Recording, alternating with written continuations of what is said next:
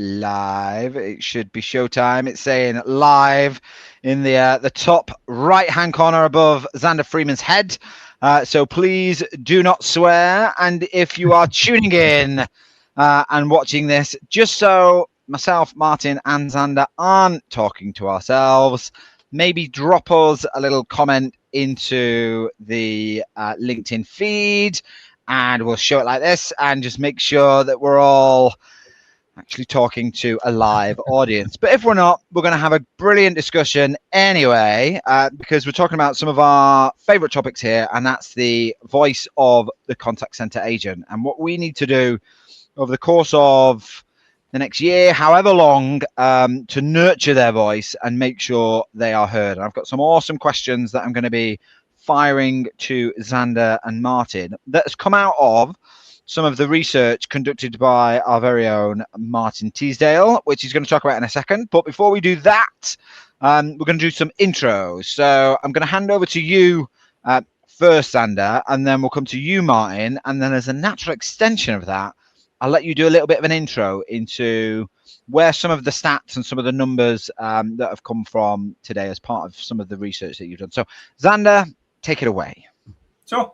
Hi, I'm Xander Freeman, director at Call Center Helper. For those who don't know Call Center Helper, you can go back and forth on exactly what we are as an organization. Some people would call it a magazine, some would call it a publication. It's all digital. It's effectively one massive website, all designed around bringing best practice guidance, blogs, webinars, case studies, basically trying to educate contact center professionals with the largest online community globally of contact center professionals. It's about 1.7 million unique readers last year. It's fun. Wow.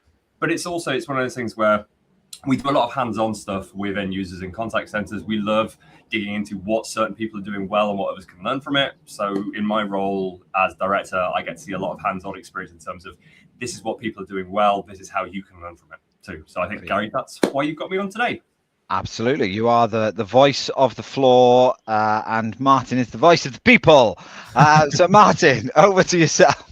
That's very kind. So hello, everyone. I'm Martin Teasdale, as well as having a Get Out of Rap podcast all about contact centers and the lovely people that work in them and all of the topics that covers, not just necessarily work.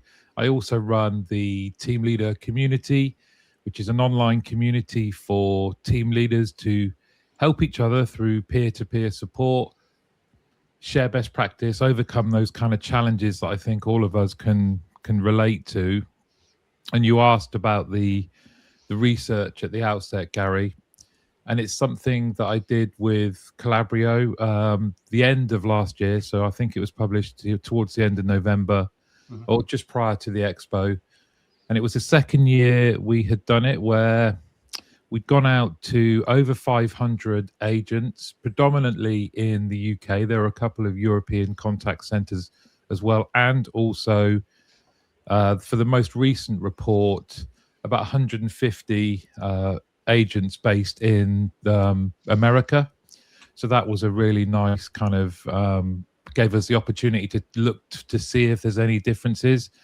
And doing it the second year running, again, I think allowed for us to see if anything had changed, any trends. And I think we've all mentioned before, we are, like a lot of people in our industry, this is where we started. We started on the phones. And I think it's fascinating to see how that role may have changed, what the challenges are, but also kind of like what stayed the same. And this kind of future looking thing that you're doing, I really applaud, because it's really necessary. And there are some things that I think we're going to cover now that people can absolutely relate to and might have seen written about, but have they really been considered and talked about? And equally, I think you've come up with some things as well that haven't necessarily had the airtime that they deserve. So yeah, really looking forward to this. Brilliant. And you know what, I applaud you for doing that research, because it's I think it's really valuable research, but I think it also takes a lot of time and orchestration to do it, and to do it year on year, and coming up to your third year now to do it. So hopefully you'll be doing it again, and we'll see what the difference it makes. But it's a mighty fine piece of research. And some of the stuff as I was going through it, I think is really interesting, and that's why I've chosen today's topics, because we did something similar but different with Rob Dermott and Nathan Dring, where we were talking about some of the specific skill gaps that we've got with the kind of the landscape that's changing for the contact center and with the introduction of AI, and that threw up some really interesting skills and attributes that we wouldn't necessarily have considered, more around kind of some of the basics around emotional intelligence, problem solving, digital literacy, and really think about how we start to nurture those skills. And I think that compounded with this research and what it's about to kind of tell us about how we're continuing to evolve in the technology landscape that's massively shifting how we behave, how we speak to people, how we communicate with people, I think is really interesting. So I'm going to dive straight into the questions, and a lot of these questions, Martin, have come from some of the research that you've done and some of the themes and topics that have come out of it. But the first thing that I was curious about is the report shows that there are a lot of agents moving from what we call transactional handlers to emotional problem solvers. And I'm curious from your perspective and your own, Xander, what does that shift mean in how we design the agent role in 2026 and beyond, do you think? I think, firstly, we have to recognize the extent to which the absence of those transactional customer interactions is going to have an impact on an agent's daily life, and we then need to structure everything around them accordingly. If you go back even prior to when they've come into the building, I think we need to think about how we recruit, and that we reflect that in what we talk about in terms of coming into work for the contact center, speaking to customers, and you're going to be doing X, Y, and Z. We probably need to do more, I think, in being very, very clear what that's going to look like and what it's going to be like, and both the rewarding aspect of it, but also that whilst you'll get support and training, it's going to be a challenge. And you know what, I think the induction process and the recruitment process is designed around all things about, do we deliver great customer experience? Are you really good and empathetic at your job from a service perspective?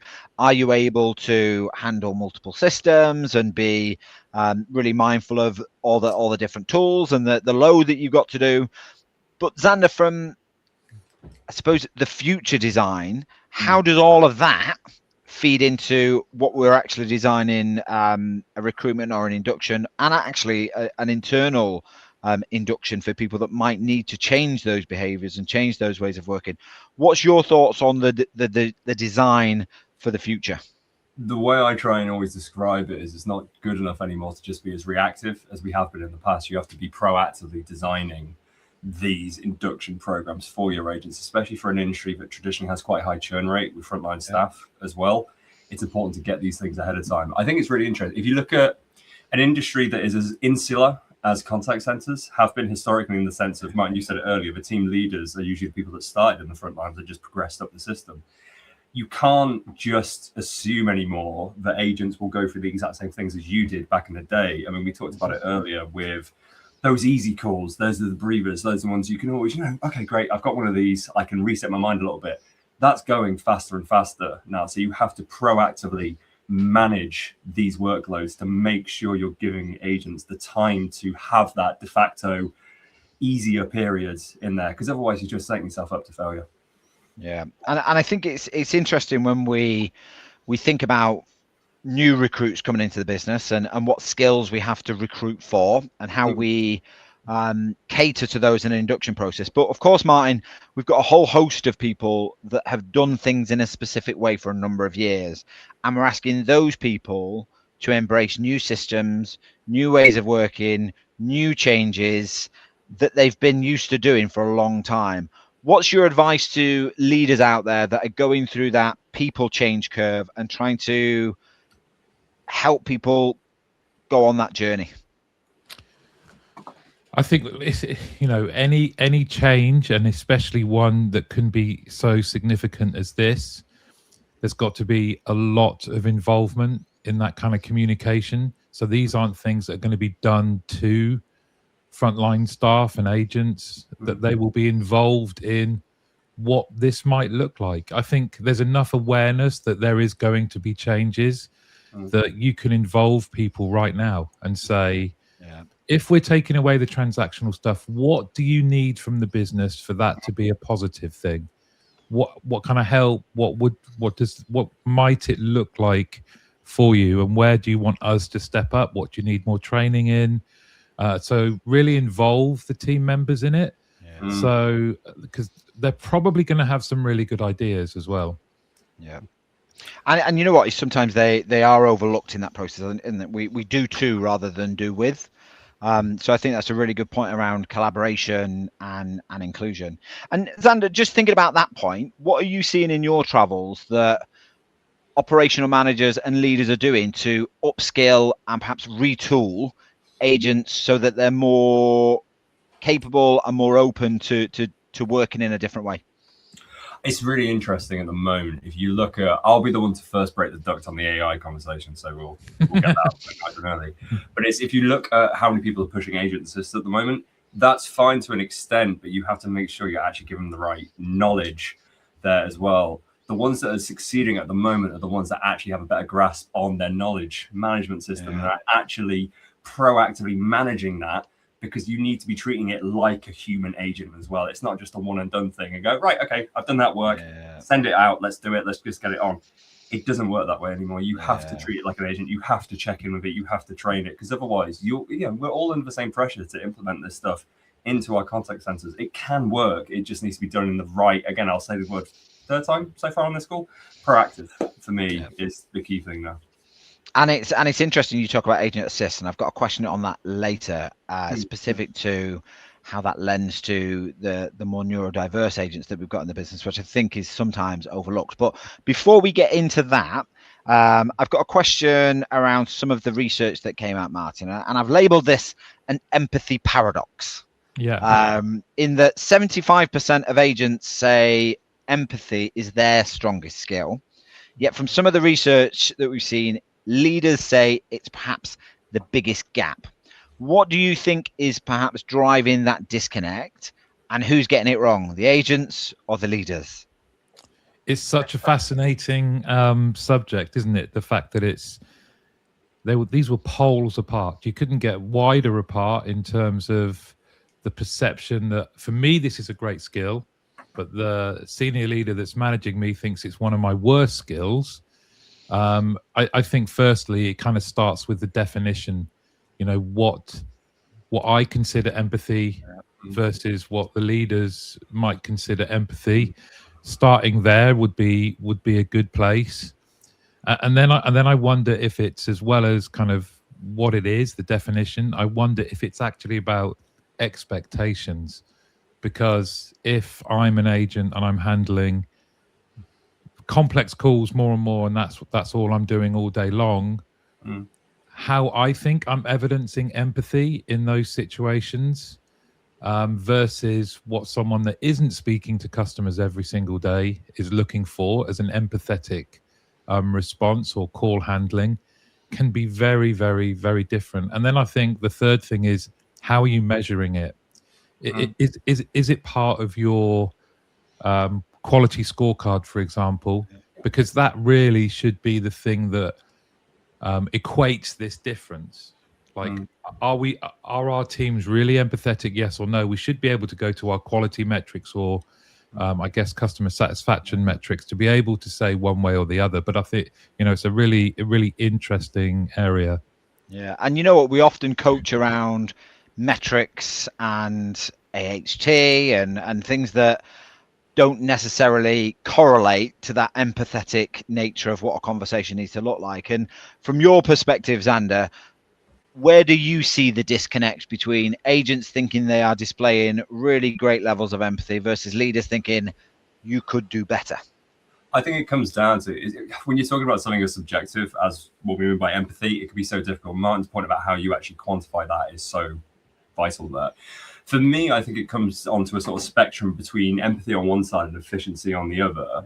It's not unique to contact centers. When leaders, I find, especially in an industry where they get promoted from within, I've been guilty of this myself as I've sort of progressed in my career through life. It's you get busy with other stuff, and empathy can be one of those things that can fall by the wayside quite quickly. And as much as you think you're doing a good job of it, you tend to lose that perspective of what you thought a good empathy looked like when you're an agent versus what you think good empathy looks like as a team leader or further on in the organization as well. And that can be so difficult. And I think that's where you see a certain amount of that sort of disconnect that Martin was talking about.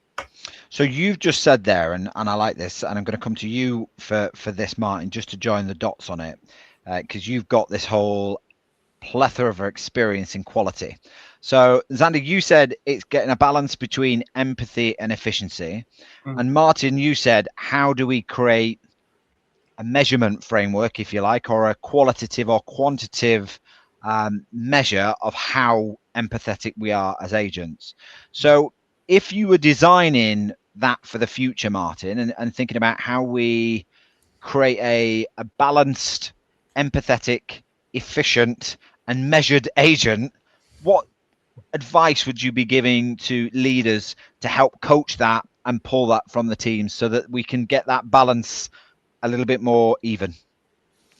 I think if you know your own business as a leader, right? So it has to start with that kind of, here's what our expectation is of what empathetic responses from our team looks like, but with a real understanding of real life. That kind of, to Xander's point, how do you prevent empathy exhaustion? How do you maintain something that isn't super draining for the agents, but also is real for the customers? And one thing we haven't mentioned is that training at the outset, and that training being combined with helping people navigate what is still a culture shock. That for many people that join our industry, it's the first time they've been in an environment like this, and especially one where the pace of change is a lot. It's the fact that you're measured across so many different areas can be a bit overwhelming. And then we're saying, right, now we need you to be empathetic to every single person that comes through. And these are going to be more and more complex situations. And let's think about vulnerable customers as well. It's a lot to take on. Of course, I'm just talking about those new starts, but I think it applies to, tenured agents as well. 100%. And you used an interesting phrase there, which leads me on to one of my next questions about the emotional load. You used a phrase called empathy exhaustion, which just brings some visceral images to my brain about contact center agents just sitting there listening to customers basically pour their hearts out to them in some very vulnerable circumstances sometimes. And at the same time, we've got vulnerable agents who are having to, I suppose, navigate other people's vulnerabilities as well as their own, which can lead to that whole empathetic exhaustion. But it's also incredibly overloading emotionally. And at the same time, we've got operational targets to hit. So I'm going to ask you to start off with this one, Xander, but I think the phrase that you've used there, Martin, might kind of help us dive into something more detailed as well. So we've talked about emotional load, we've talked about operational targets. So as AI removes some of that simplicity from some of the transactions, and agents are left with that emotionally demanding and empathetically exhausting activity, how do we design performance metrics fast enough to reflect the reality of what they're having to do with on a day-to-day basis, so that we aren't exhausting our teams and we aren't overlooking the operational rigidity that's sometimes needed? I think there's a short-term and a long-term answer to that. Short-term leaders need to be willing to go to bat for their agents when it comes to who you're reporting these metrics to the senior leaders within the contact center or outside the contact center of, right, we need to allow a certain amount of contingency, time, allocation, whatever you want to call it, whilst we get this right.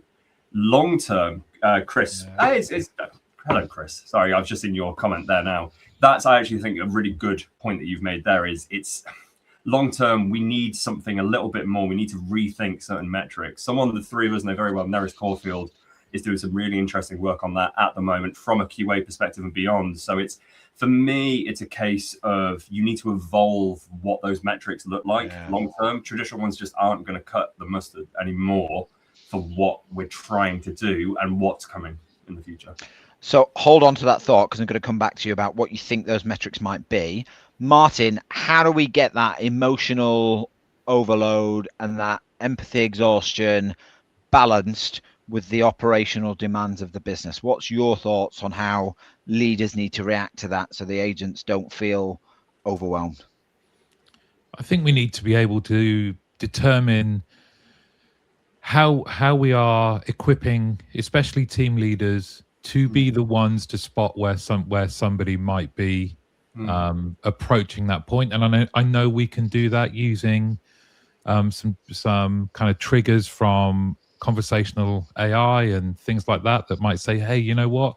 I think some of these agents may be getting a bit stressed.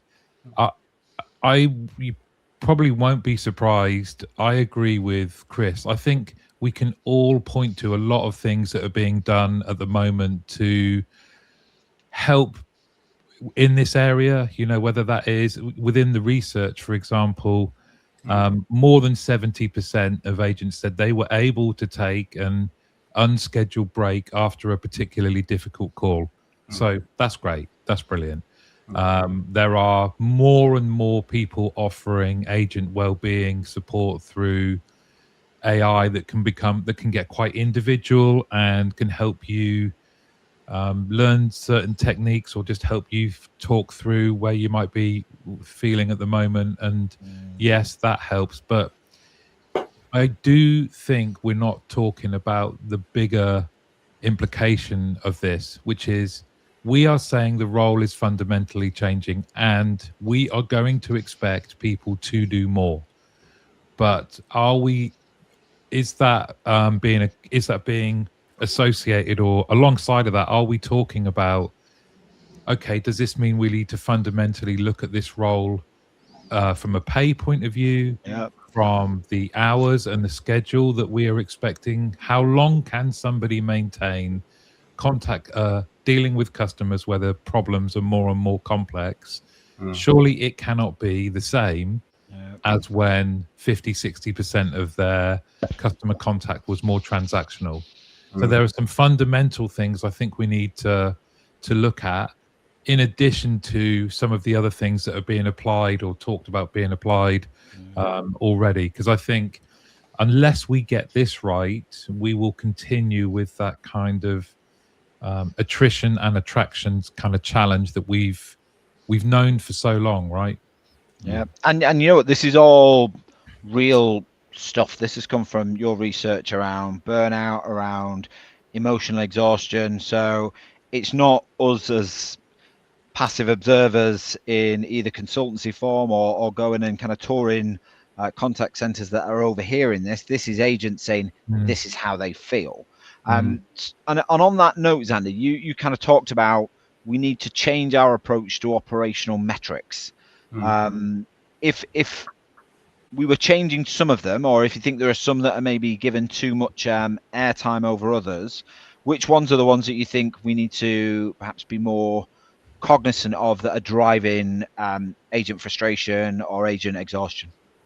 I think I'm going to reframe the question ever so slightly there. I think for me, the metrics that we have started from a good place as well. And you need something that works across different industries, across different contact centers. Everyone has their own pain points. Everyone has their own intricacies in their operations. You can see why we have those metrics there. For me, it comes back to something Martin said earlier about setting expectations. And I think it's less around metric A versus metric B being better in this scenario. It's more around how we actually communicate those metrics to the people that have huge influence on the contact center, both from an internal perspective and external. It's about setting those expectations and how we actually translate them to those different stakeholders. For me, that's more important than the specific, like I say, metric A versus metric B. Yeah. It's about finding the right way to communicate that. Yeah, and I think anything out there, if anybody is still using AHT as a barometer of agent performance, they need their heads knocking together, because I think it's one of those that literally is still on a lot of balanced scorecards that I see. And Chris Rainsforth will shout up, or he'll jump on his stool and start shouting that AHT isn't an agent metric, it's a planning metric. So if anybody is watching this that thinks AHT as an individual measure is one that needs to be on a scorecard, then maybe switch off now. Just before you move on, Gary, just the thing with you can see why people started with AHT. You can still you empathize when they actually you go into those contact centers, because I do the same with CCH. You go into the contact center, you instantly look at like the wallboard and you go, oh god, okay, I know what I'm walking into here. But these people, you get put in this position, you get asked to do all these things, you get a load of extra stuff added to your workload. Sometimes it can be overwhelming, not only from an agent perspective, but from a team leader situation as well. So you can see how we ended up in these positions. Definitely, and Martin, you touched on something that I don't think is considered often enough, and that's the working pattern of the agents. We're still probably in a state where we're a lot of contact centers are working 8 till 8. They're having to staff for an 8-hour shift, maybe a half an hour shift, and they're offering maybe a half an hour break and maybe a couple of comfort breaks either side.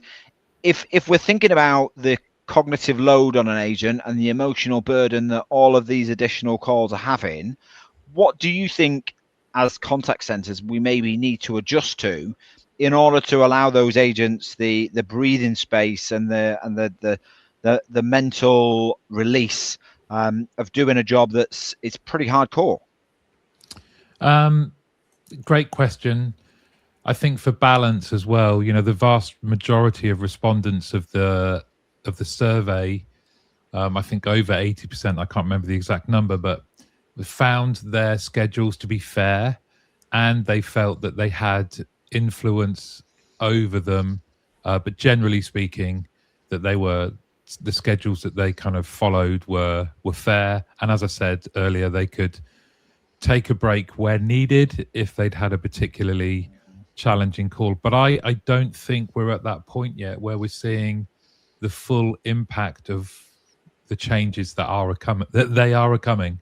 And then I think again you need to there are people far smarter than me that would be able to let you know where at what point there's an optimal level of working, and at what point that can be equated to the contacts and the type of contacts that people are taking, plus all of the data that's being collected and analyzed behind the scenes should be able to give people an indicator that this person probably needs a longer break now. But as you said, our schedules, indeed our working week, if they weren't fully broken enough to be a new way of working to happen after COVID, it's not going to take much. What would it take to make there be a more kind of severe change to how people work? So I think it's going to be evolution, not revolution. We're not going to suddenly say people can just pick and choose when they're working, but I do think we need to factor it in, given that we're saying you are going to be complex problem solvers. And again, I think it's taking a holistic approach to the problem that we've got around agent burnout, agent exhaustion, and we were looking at the research from your reports, Martin, and it shows nearly 9 in 10 agents are operating in a constant state of pressure. And it got me thinking as to what are organizations still getting wrong when it comes to managing that emotional fatigue. And I'm just wondering, is the problem rooted in still how we approach a capacity planning and a resource planning session in utilization and occupancy, and do those metrics maybe need to change, taking into account the emotional load that's on an agent's shoulders? And you've run operations, Martin, so when you think about the the planning metrics that go in that mean we can handle so many calls and we can do it in so much AHT and we can we've got so many minutes available for agents. Are those metrics required to change in order to allow for this shift in load on an agent? I think there's something that's true even now. When I go back to running operations, one of the fundamental things I wanted to make sure of was that team leaders had the skills and the time to be able to support and coach and develop their team members, because in that research, when we asked agents to identify what do you think the main reasons are other people leave the contact center, and I think that was important, that it gave them some freedom to say other people rather than why I am thinking. Why am I thinking of leaving? And it was burnout was the number one reason. But on the flip side of that, in terms of what makes you happy at work, and when you look to the future, what's going to keep you happy in work, by far the most popular response was my direct manager, my team leader. So they have a huge part to play in agents staying in a good state. And in terms of the metrics that you talk about, what are the first things that get thrown out the window? They are coaching sessions. They are one-to-ones. They are the times that individual agents get FaceTime with their team leaders. And in those sessions, it's as much about helping each other as it is about learning a new skill or talking about career development. Those are the sessions where agents realize that they matter, that they have value, that they are part of something bigger. But too often they're just not being done. And Xander, on that point, do you think we're setting up agents to fail with some of the metrics that we're still clinging on to? So, I mean, there's still a lot of contact centers out there that will be looking at average speed of answer, that might be within how many rings, or there might be, we've got the old 80-20 rule, 80% of calls answered in 20 seconds. Do you still see that when you're going on your travels? And do you think we're setting agents up to fail by having those types of metrics in place? Yes and yes, with an asterisk. It's one of those things where, similar to what I said earlier, you can empathize with how these people ended up in these situations. Similar to what Martin said, no one wants to go into their job and no one wants to start their day and know they're going to do a bad job at work today, because it just doesn't work. I don't know anyone. No one's that much of. It's really difficult for an agent in that perspective to actually bring themselves to do these things. So again, regardless of the metric there, yes, I do think we're setting them up to fail. But again, so much of that comes down to how their team leader manages them, how their direct line manager manages them in that situation. And like I say, protects them from wider stuff. It's about the ones that succeed, that have those metrics, are the ones that have that flexibility built into them from what I've seen. So like I say, let's pick on AHT again, because it's an easy one to throw the stick out. It can still work in the right context. It just needs to be, crucially, in the right context. Yeah, I think so. And I think, just thinking out loud for a second, and using the AI word, I think there's been a real swing towards efficiency. You said it earlier, Xander, is that people are thinking, right, how can we make the contact center more efficient? And another code word for efficiency is how do we save money and headcount and FTE reduction? But do you think there has been this swing to efficiency at the expense of removing some of the other demands? So we've done auto summarization, we've introduced AI assistance tools which are helping kind of agents navigate the screens, and we're saving on wrap times.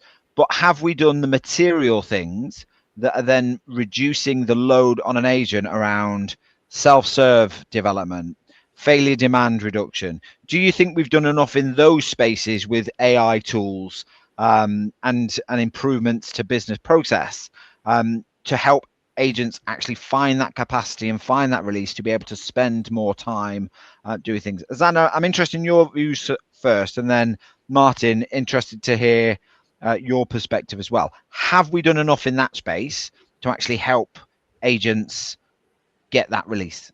If you're asking me, have we done enough on that 30th of April 2026, I'll say honestly, no.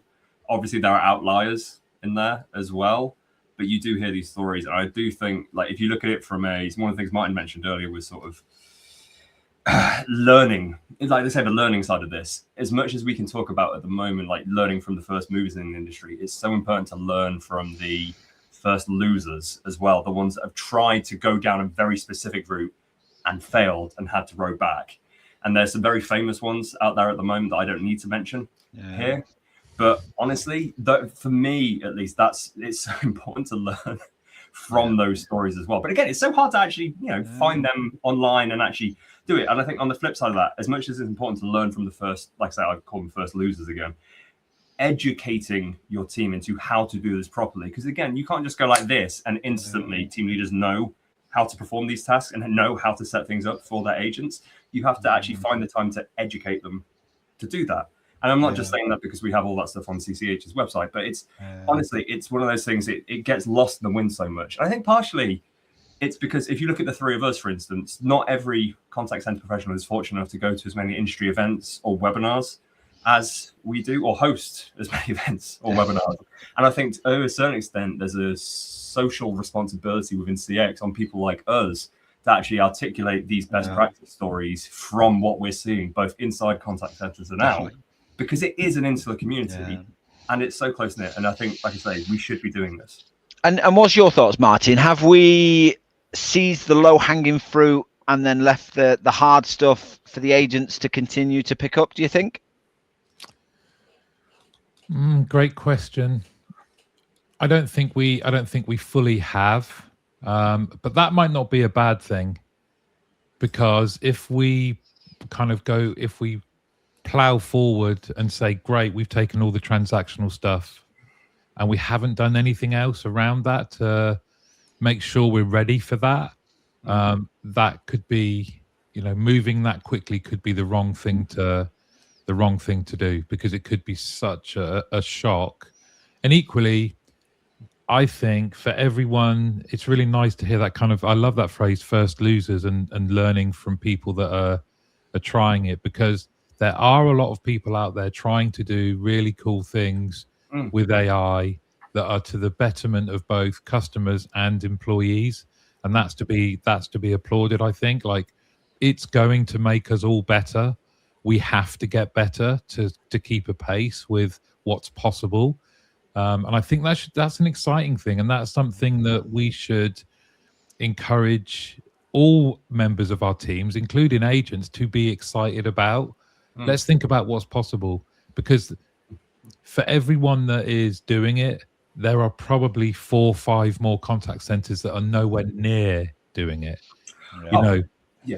There's so many that are still kind of Excel dominated for whether that's their QA, shared folders for knowledge bases. Yeah, and this is kind of like, well, you guys can talk about AI and things, but we're nowhere near that. We're still very much using Excel.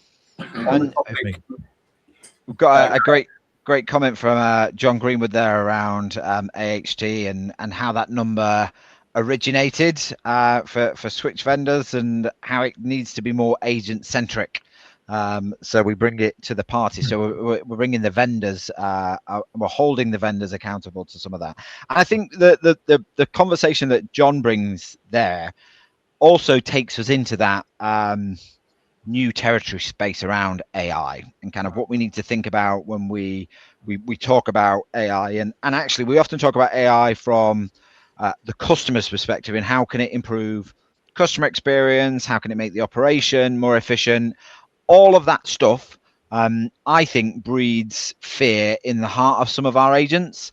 So I'm really interested, and I'll start with you, Martin, is how we get this AI confidence versus AI fear out of agents. Because from some of your research, only 35% of agents understand where AI is being used, and over half of them fear it and how it could breed AI anxiety.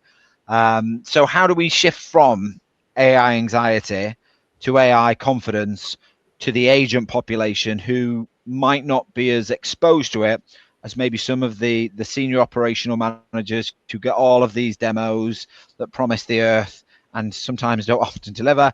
But how do we make sure that the agent isn't seeing AI as a replacement to their job and get a bit more confident with it? I think because it starts with something that we talked about earlier. It starts with communication. That kind of, I think the second part of the research around those that are kind of a bit more fearful is born out of the first part, which is they don't know where it is being used at the moment right now. And that shouldn't take, that's not a difficult task for contact centers to be able to share with their teams where it's being used, where it might be being used, what people think about it, and to give, you know, give people the ability to find out more. Because regardless of age, people are using or are far more aware of what AI is now, just in our daily lives. So I don't think it's going to be a surprise to see it being introduced into your work at some point. When you've taken that first step about the communication and helping with awareness of what it is and where it might be used, you won't be surprised to know that there are plenty of contact centers where operational teams at all levels, they're very excited about what they're seeing from AI being used to help them right away, whether that is preparing reports, writing up meeting notes, preparing for a coaching session, understanding, helping with quality feedback. You know, there are a lot of tasks that a lot of people within contact centers don't like to do, and AI is able to do it for them. And what should that do? That should free up time for them to develop relationships and spend more time with their team members, which would mitigate some of that cognitive load build up or empathy exhaustion, because they're getting more face time from people that care.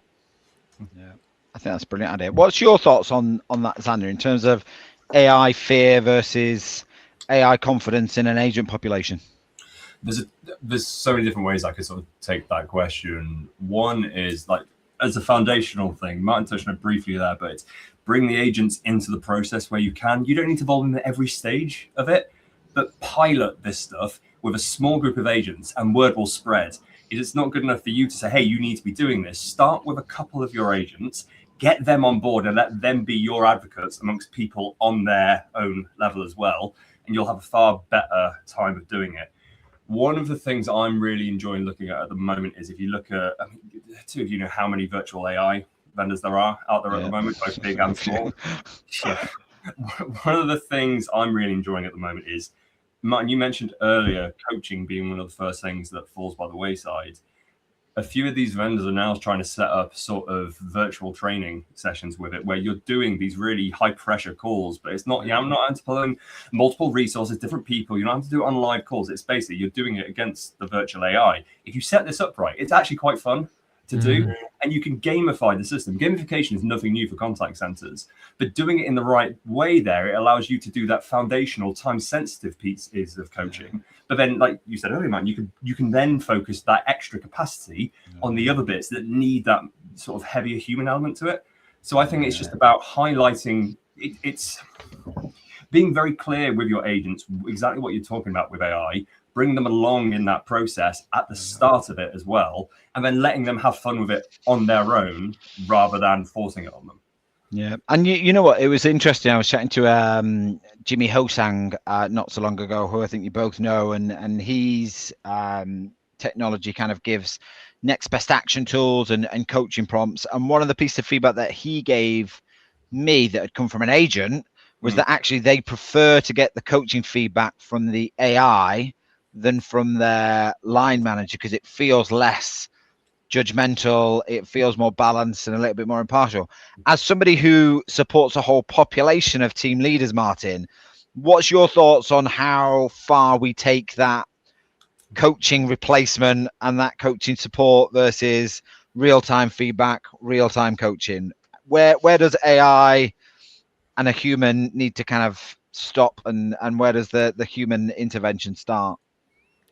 I think, aren't we all at the moment exploring our own relationships with AI and the extent to we use ChatGPT or Claude or any other number of AI models and functionality that we are exploring with it? What am I doing? What's a good thing? How do I get structure in my weekend? Can you help me with this query I have about my business or my relationship? And we take it. Do we follow it blindly?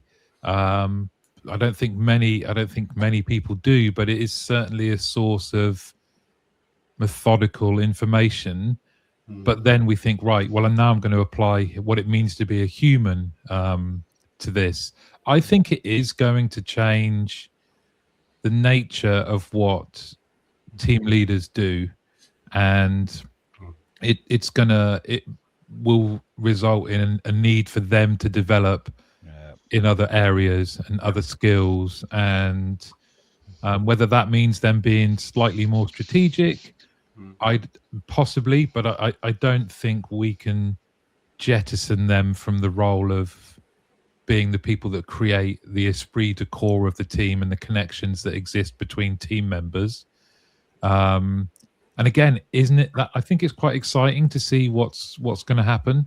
But definitely, there's always going to be a need for team leaders. These are the NCOs of the brigade. They're the people that hold the squad together. And I don't think AI will ever be able to do that. And Martin, I'm really curious, given all you've done this survey twice now. I'm curious about what out of that survey and of all the people that you surveyed, I sound like Les Dennis. It's about to be a big X on the screen.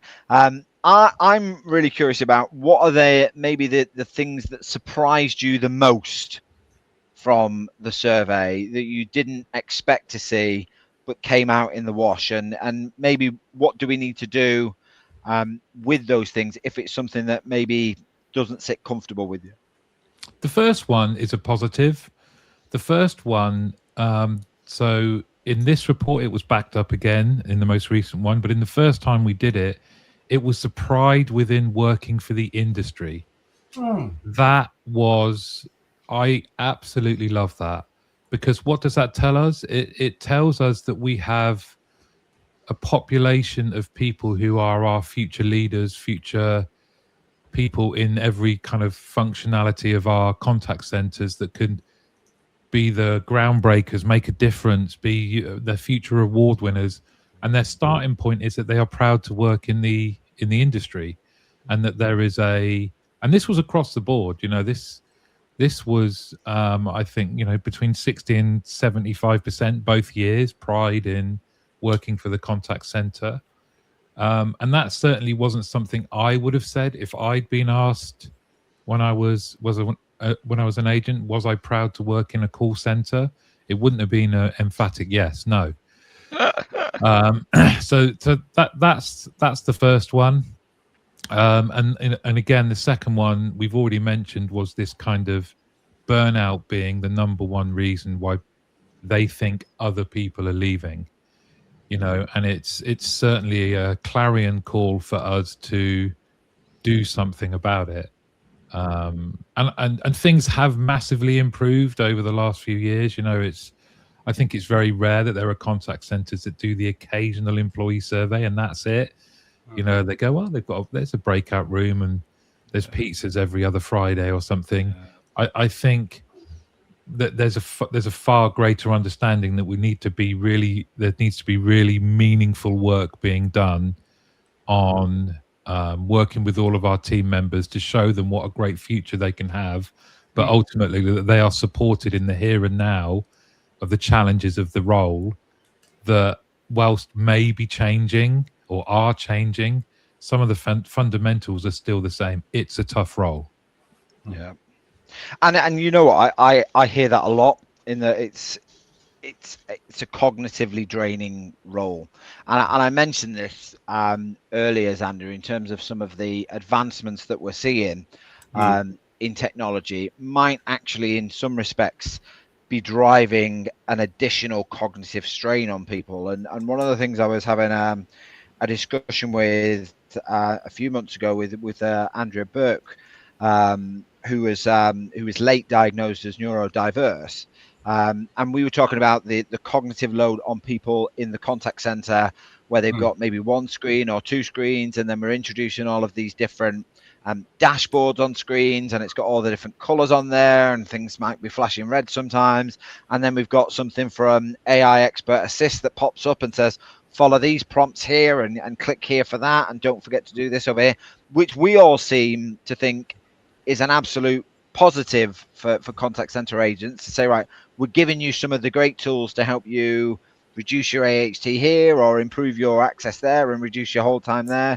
But I think the reality of that is sometimes those tools can actually be really distracting for a population in the contact center between ages of 18 to 24 who are more likely to be neurodiverse, and there's a lot more people being late diagnosed as neurodiverse. So how do we take that into consideration when we're creating this architecture in the contact center that we think is great but might not be doing us any favors?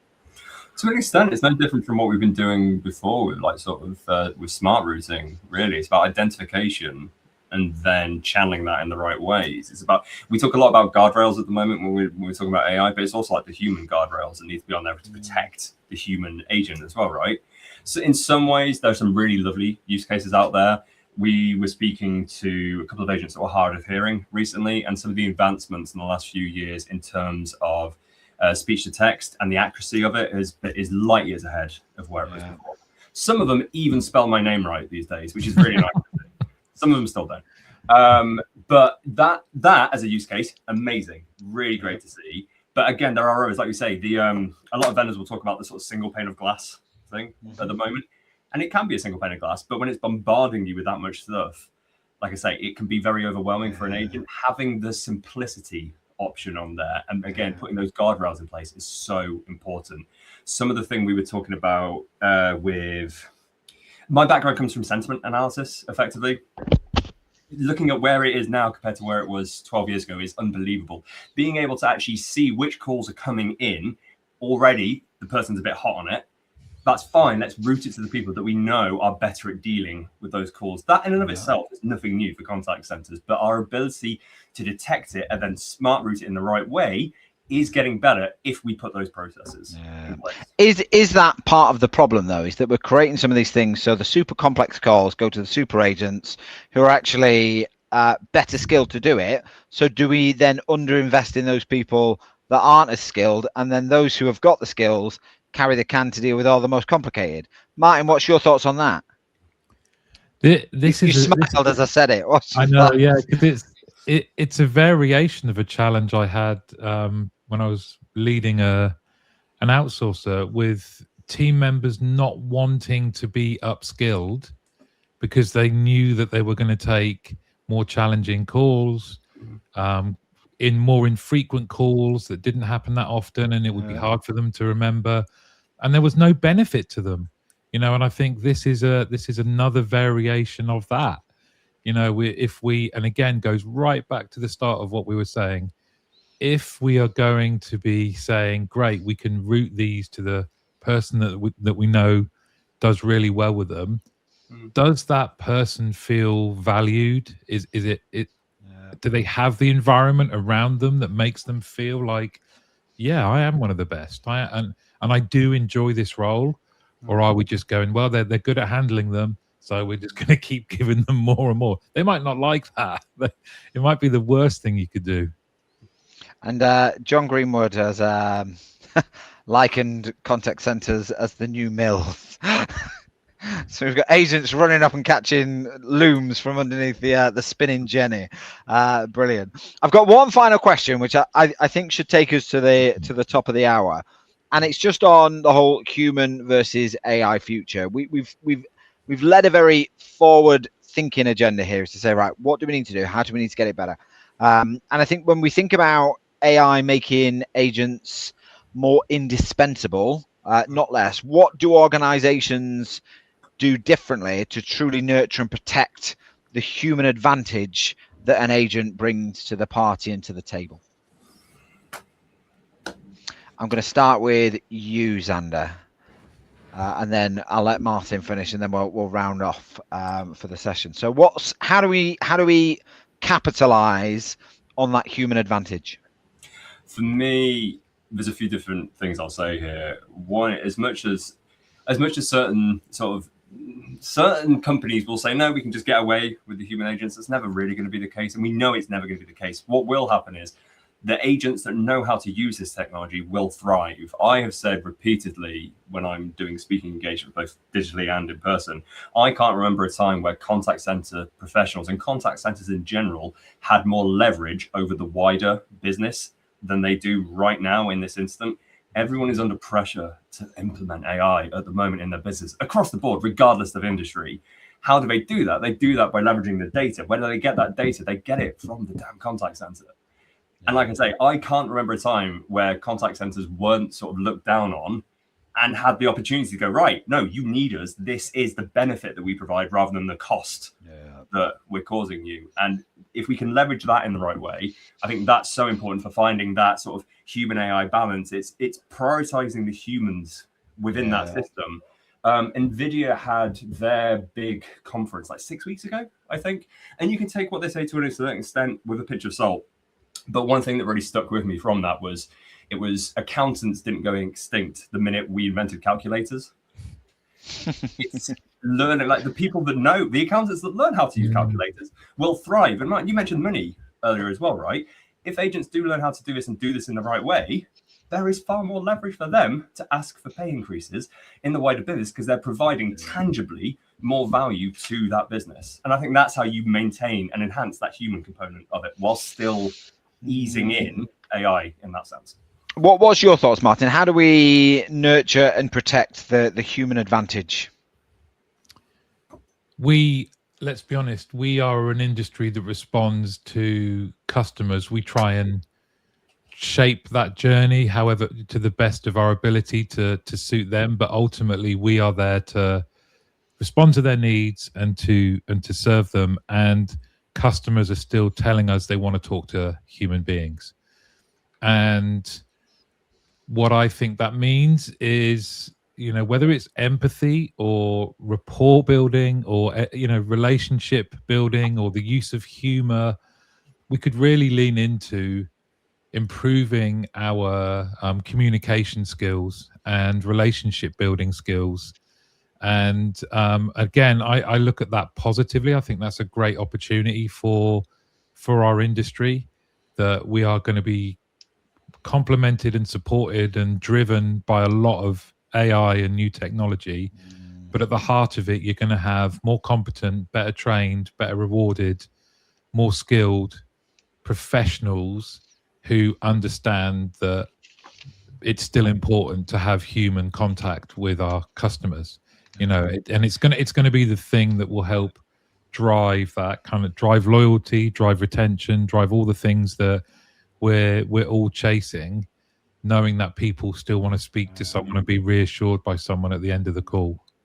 I think it's a customer service differentiator for me, is that I think I see, certainly from some VOC things from customers, is that customers are becoming a little bit AI exhausted themselves. So actually, the impact of having a really good conversation with a human cannot be undervalued. But we also need to invest in the fact that AI is here, and it's only going to get more here and more sophisticated. And actually, your point, Xander, is that those organizations that interweave it into how they work, so that agents can get to a point where they can actually self-serve their own coaching, they can self-serve their own feedback, as well as get additional support and feedback from their line managers to be better at their jobs and to deliver a better level of service and to demonstrate the capabilities that great contact centers provide. I think that's where the difference is going to be, in those contact centers that deliver great customer experiences are delivering great agent experiences. that's a really key point, though, and it's a really nice one to end on. As much as we can get everything right from a contact center side, to a certain extent, the public needs to be a little bit more accepting of what we can do with AI from a contact center perspective. You talked about virtual agents there. It doesn't matter how we set it up. If they don't want to speak to an AI agent, they're going to get pissed off anyway. So it's about putting it in the right context for them and hoping that the public perception will match what we're trying to do here if we do it in the right way. Brilliant. Well, that sadly brings us to the top of the hour. This session is recorded, so we'll be pushing it out into YouTube. So if you don't follow the Contact Center Network YouTube page, what are you not doing? So go and give it a follow. If you are interested in reading some of the other stories that have happened across this network, there is a little QR code in your top right where you can tune into some of the things that Martin Teasdale's had to say in the past as a former guest on the Contact Center Network. And Xander, you will be in volume 2. So you can scan that little QR code and you can download the book, which is Your Call is Important to Us. And all the profits go to charity, Mind, which is absolutely part of why we do these things, because it supports agent and team leader mental capacity and cognitive overload. So it's a really worthwhile charity, but give that a scan. And the next session that we'll be having is the 28th of May, where we're going to be talking about how agentic AI is going to be impacting the BPO community and what the BPO community needs to do to change in order to stay relevant. And that's with Jimmy Hosang and Justin Aldrich on the 28th at 2 p.m. So please join us for that as well. But all that remains for me to say is thank you, Martin, and thank you, Xander, and thank you for everybody that's tuned in and commented in the chat. It's all much appreciated. Thank you very much, and I'll see you all next month. If Martin and Xander can stay on for 60 seconds more, I'll end the stream here, folks. Thanks very much. Take care. Bye-bye.